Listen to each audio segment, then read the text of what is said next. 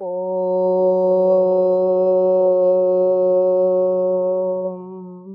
सहनाववतु सहनौ भुनक्तु सह वीर्यं करवावहै तेजस्विनावधीतमस्तु मा विद्विषावहै। ओम शांति शांति शांति। गीता सार की इस कक्षा में आप सभी का हृदय की गहराइयों से बहुत बहुत स्वागत है, अभिनंदन है। हम 12वें अध्याय का स्वाध्याय कर रहे हैं और 12वें अध्याय में हमने 2-3 श्लोकों तक चर्चा की थी। आगे और इसी को बढ़ाते हैं। पुनः एक बार उच्चारण करेंगे। ये त्वक्षरम अनिर्देश्यम अव्यक्तम पर्युपासते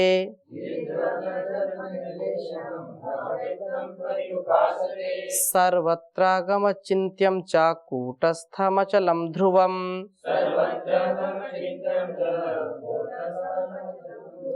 सन्नियम्येन्द्रियग्रामं सर्वत्र समबुद्धयः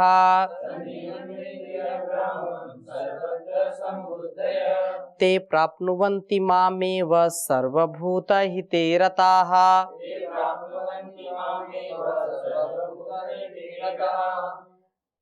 अर्जुन प्रश्न कर रहे थे कि जो निराकार और साकार की उपासना करते हैं उनमें कौन सा श्रेष्ठ है। तो भगवान ने कहा था कि मुझ में मन को जो एकाग्र करके निरंतर मेरे भजन में ध्यान में जो लगे हुए हैं, जो भक्तजन अतिशय श्रेष्ठ श्रद्धा से युक्त होकर के मुझ सगुण रूप परमेश्वर को भजते हैं, वे मुझको अत्यंत प्रिय हैं। योगियों में वे अति उत्तम योगी मेरे मान्य हैं।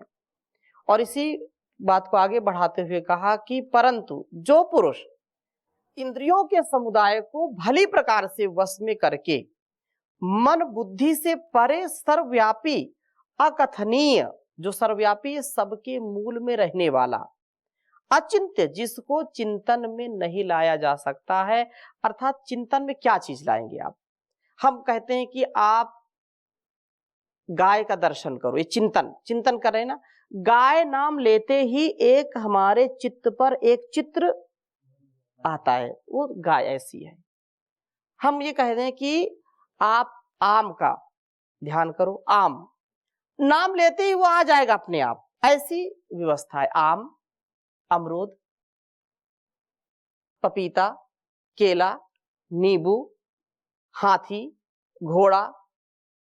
अब हाथी नाम लेने से टमाटर का चित्र नहीं आएगा, हाथी नाम लेने से गधे का चित्र नहीं आएगा। जो यदि हमने शब्द सीखा है, जाना है, उसके अर्थ को जाना है, वही हमारे मन मस्तिष्क में आएगा, वैसा ही चित्र बनेगा। आम कहने से इमली का चित्र नहीं आएगा। यदि बचपन से आम को हम इमली बता दें कि देखो ये इतनी बड़ी इमली,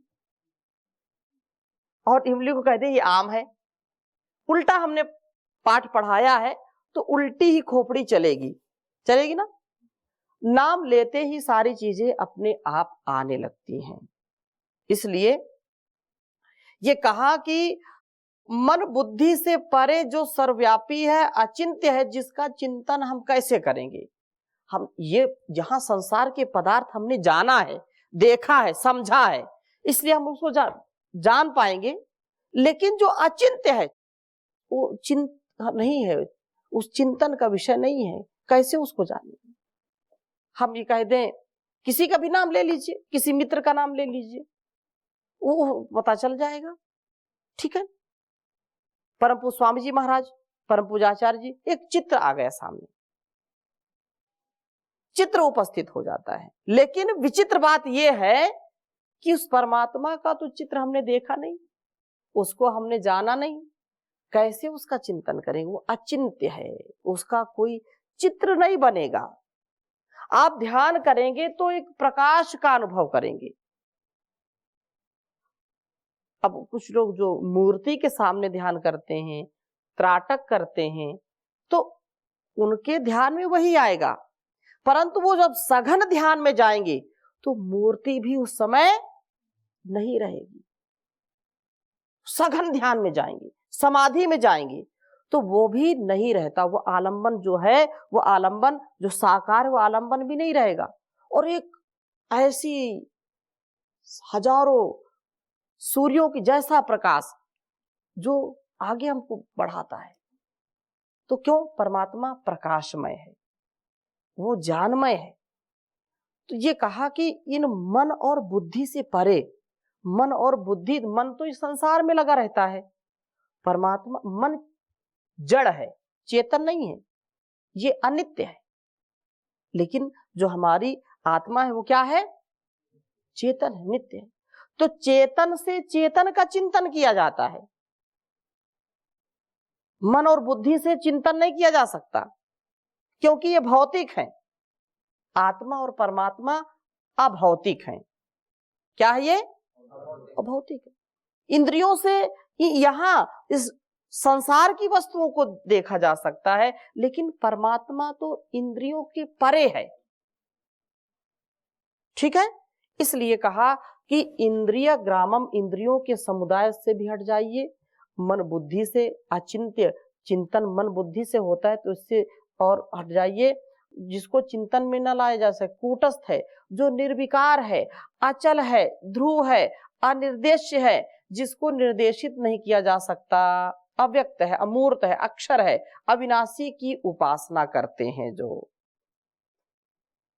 अब ये संसार तो ठीक है, ऐसे तो हम कहें कि कण कण में विद्यमान है, लेकिन ये नहीं कहेंगे कि ये ईश्वर है। ये क्या है? ईश्वर है क्या? इसमें भी ईश्वर है, लेकिन यह ईश्वर ही नहीं, ही और भी, इसमें भी ईश्वर है, लेकिन यही ईश्वर नहीं है। यद वाचा नभ्युतम येन वाग अभ्युद्यते तदेव ब्रह्मा त्वं विद्धि नेदम यदिदम उपासते। यत् चक्षुषा न पश्यति येन चक्षुंषि पश्यति तदेव ब्रह्मा त्वं विद्धि नेदम यदिदम उपासते। ठीक है, यत् श्रोत्रेण न शृणोति येन श्रोत्रम इदम श्रुतम तदेव ब्रह्मा त्वं विद्धि नेदम यदिदम। आंखों से जिसको हम देख रहे हैं वह ईश्वर नहीं है, क्योंकि आंखों से उसको देख नहीं सकते। हाँ, जिसको देख रहे हैं उसमें भी ईश्वर है, क्योंकि वो कण कण में विद्यमान है, लेकिन वही ईश्वर है। तब तो लोग किडनैप कर ले जाए उसको, है कि हमको तो ईश्वर मिल गया, और मन चाहा उससे काम कराएं, उसको बंदी बना लेंगे। बनाएंगे नहीं कि हमको तो मिल गया। इसलिए परमात्मा इन आंखों से देखा नहीं जा सकता है, इन कानों से सुना नहीं जा सकता है। जिसको हम सुन रहे हैं वह भी परमात्मा के ही द्वारा ही सुन रहे हैं। जिसको रसना से चख रहे हैं, नींबू, आम, अमरूद, अनार, किसका बनाया हुआ है? किसी इंसान ने बनाया है क्या? कौन बनाता है? वही बनाता है। लेकिन अनार कोई तुम्हारे सामने रख दे, बोले ये देखो ये भगवान है, ये ईश्वर है, आप मानोगे क्या?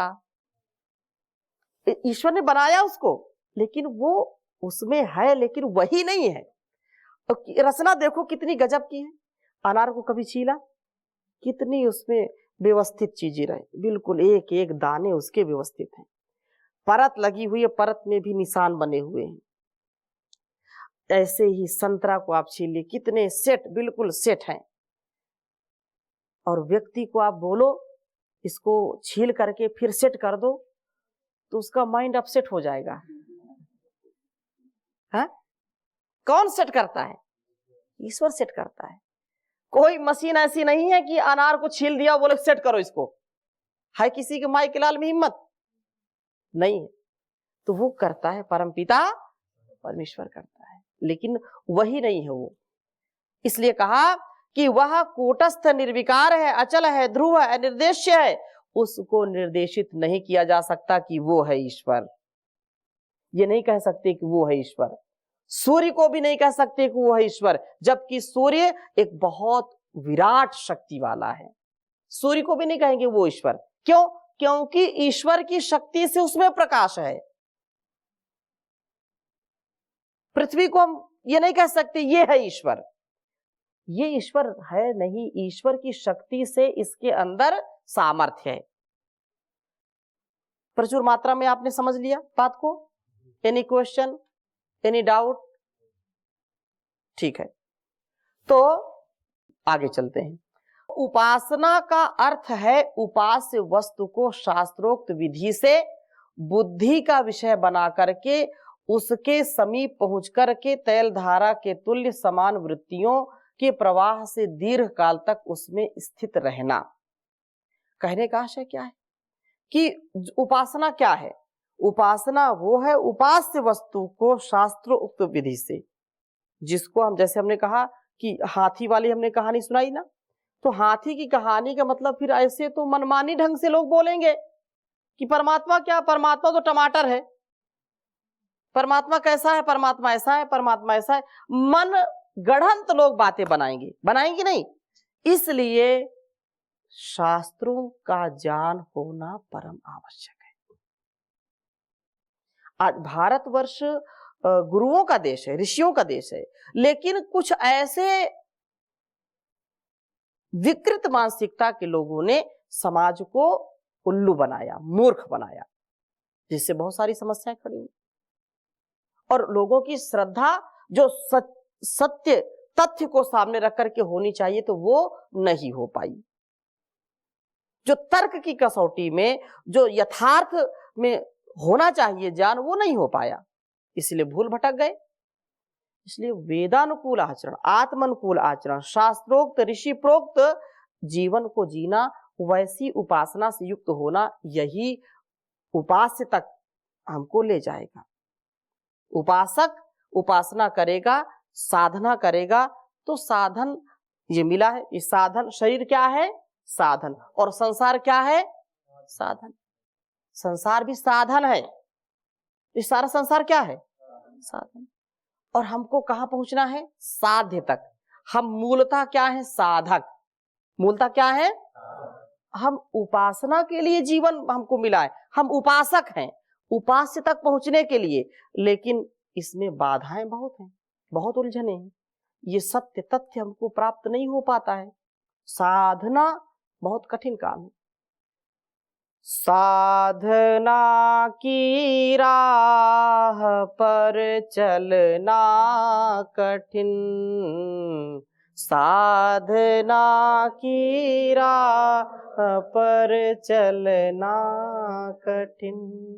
रोकेंगे साधक तुझे लाखों विघन, रोकेंगे साधक तुझे लाखों विघन, साधना की राह पर चलना कठिन। साधना की राह पे रुकना छोड़ दे, साधना की राह पे रुकना छोड़ दे। जो तुझे रोके वो बंधन तोड़ दे, जो तुझे रोके वो बंधन तोड़ दे।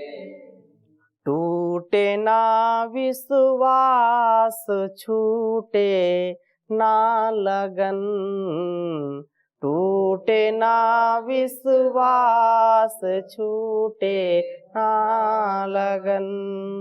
रोकेंगे साधक तुझे लाखों विघन, रोकेंगे साधक तुझे लाखों विघन, साधना की राह पर चलना। ये साधना का मार्ग बहुत कठिन है। इसमें संसार का भोग, संसार का जो आकर्षण है, जो अटैचमेंट है, हमको बार बार आकर्षित करता है। जो चकाचौंध है, जो चमक है, जो चमत्कार है संसार का, ये हमारे जीवन को आकर्षित करता है, इंद्रियों को आकर्षित करता है, जिससे साधना हम भूल जाते हैं, भटक जाते हैं और विषयों में अटक जाते हैं। आगे चलते हैं। इसलिए कहा कि संयमेन्द्रिय ग्रामम सर्वत्र समबुद्धया ते प्राप्नुवन्ति मामेव सर्वभूत हिते रता। वास्तव में वो जो संलग्न होकर के सदा समान भाव वाले योगी मां मुझको ही प्राप्त करते हैं, संपूर्ण भूतों के हित में जो रत हैं, संपूर्ण भूतों के हित में जो रत हैं, जो हिंसा नहीं करते, जो सबके लिए सदा करुणा से युक्त, प्रेम से युक्त, स्नेह से युक्त, सबके प्रति उदार मना होकर के अपने जीवन को जीते हैं। ठीक है ना। क्लेशो अधिकतरस्तेषाम् अव्यक्तासक्त चेतसाम्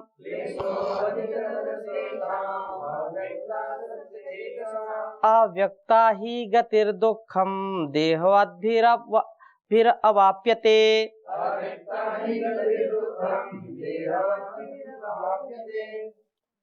कहा कि क्लेशो अधिकतरस्तेषाम् अव्यक्त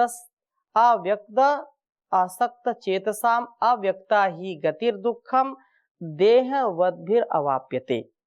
कहा कि देहवद भी और अव्यक्ता सक्त चेतसाम, उन अव्यक्त सक्त चेतसाम सच्चिदानंद घन निराकार ब्रह्म में आसक्त चित्त वाले पुरुषों के साधन में क्लेशः परिश्रम अधिकतर विशेष हैं, क्योंकि देहवद भी देहाभिमानियों के द्वारा अव्यक्त विषयक गति दुखम दुख पूर्वक प्राप्त की जाती है या प्राप्त होने वाली होती है।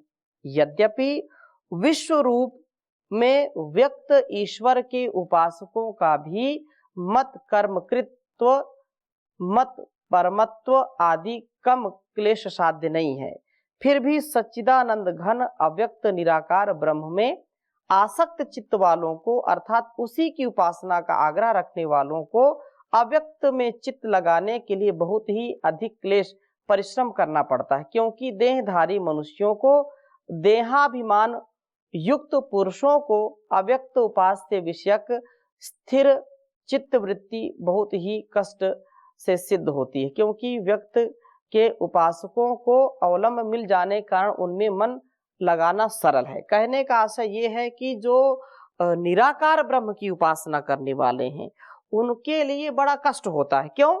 क्योंकि व्यक्त नहीं है, वो अव्यक्त है, और जो व्यक्त है, जो साकार की उपासना करते उनको तो दिखाई पड़ता है, समझ में आता है, और उसी में वो मन को लगा लेते हैं, उसी आलम्बन में आगे बढ़ते चले जाते हैं। लेकिन जो ज्ञानी होते हैं, जो इस बात का जो है जान रखते हैं कि परमात्मा निराकार है, उनको कष्ट साध्य यह साधना है, अर्थात उनको इस संसार के वस्तुओं में, व्यक्तियों में, स्थानों में रुचि नहीं होती है, और वो उसकी खोज करते, आलंबन खोजते रहते हैं, और वो फिर धीरे धीरे उसमें मतलब कष्ट साध्य है। लेकिन जो साकार की उपासना करते हैं वो किसी मूर्ति में, किसी स्थान में, किसी वस्तु, किसी व्यक्ति में मन को लगा करके उसी के आधार से धीरे धीरे आगे बढ़ते चले जाते हैं। ये ज्ञान का मार्ग, कृपाण की धारा, जो ज्ञान का मार्ग क्या है, ये कि कृपाण की धारा है। ये बिल्कुल ऐसा उत्तिष्ठत जागृत प्राप्य वरान निबोधत क्षुरस्य धारा निशिता दुरत्यया दुर्गम पथस्तद कवियो वदंती। जैसे बिल्कुल अभी धार, बिल्कुल छुरे पर धार लगाई है तलवार पर, और उसके ऊपर बोले चलो इसके ऊपर, तो ऐसा ये ज्ञान का मार्ग ऐसा ही है। इसलिए सब ज्ञान से युक्त ना होकर के भक्ति से युक्त ज्यादा होते हैं। आगे चलें। ये तो सर्वाणि कर्माणि मय्ये सन्न्यस्य मत्पराः अनन्येनैव योगेन मां ध्यायन्त उपासते तेषाम् अहं समुद्धर्ता मृत्यु संसार सागरात् भवामि न चिरात् पार्थ मय्यावेश चेतसाम। बहुत सुंदर बात कही कि ये तो सर्वाणि कर्माणि मयि सन्न्यस्य मत्पराः अनन्येनैव योगेन मां ध्यायन्त उपासते तेषाम् अहं समुद्धर्ता मृत्यु संसार सागरात् भवामि न चिरात् पार्थ मय्यावेशित चेतसाम। कहा कि परंतु जो मुझ पुरुषोत्तम में ही समस्त कर्मों का संन्यास कर अर्थात नियति से प्राप्त कर्मों का कर्तव्य रूप में निर्वहन कर मुझे अर्पित कर मत परायण हो करके पूर्णतः मुझ में ही अनुरक्त हो अनन्य भाव से ध्यान करते हुए मुझे भजते हैं। हे पार्थ, अपने संपूर्ण चित्त को मुझ में निविष्ट करने वाले उन लोगों का मैं इस मृत्यु मैं संसार सागर से बिना कोई विलंब किए उद्धार कर देता हूं, इसमें कोई संदेह नहीं है। तेषाम् अहं समुद्धर्ता, मैं उनका क्या हूं? उद्धारक हूं। मैं उनका क्या हूं? उद्धारक हूं। ये तो सर्वाणि कर्माणि मयि सन्न्यस्य मत्परा, जिसका जैसा सामर्थ्य है, जो जिस सामर्थ्य से जिस विधि से जो कर रहा है और वो कर्तव्य कर्म मुझको अर्पण कर रहा है।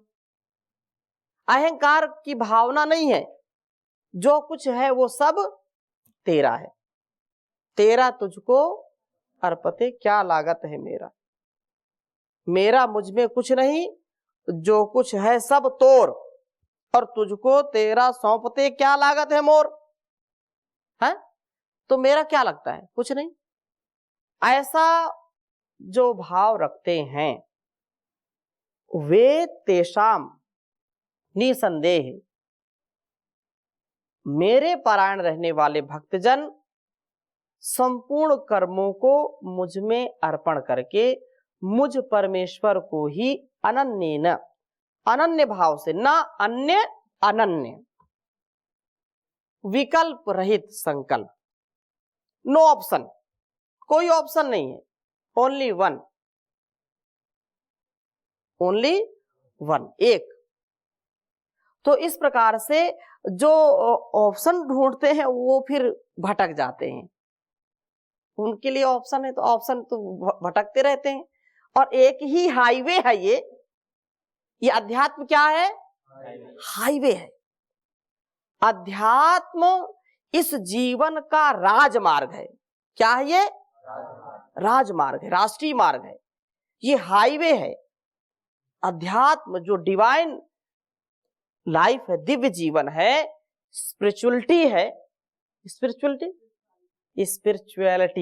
ये जो है ये क्या है? ये वास्तव में अध्यात्म हमारे सुख शांति आनंद का हाईवे है, ये राजमार्ग है।